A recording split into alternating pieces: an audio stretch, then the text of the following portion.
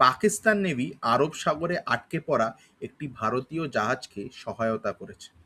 Technical ইস্যুজের কারণে MV Gautam নামের জাহাজটি সাগরে আটকে যায় এবং ডুবতে শুরু করে। ওমান থেকে ভারতে যাচ্ছিল জাহাজটি, যেখানে ছজন ভারতীয় এবং একজন ইন্দোনেশিয়ান ছিলেন। জাহাজটি যখন সাহায্যের জন্য আবেদন করে, তখন পাকিস্তান নেভি ছাড়া আর কেউ সাড়া দেয়নি।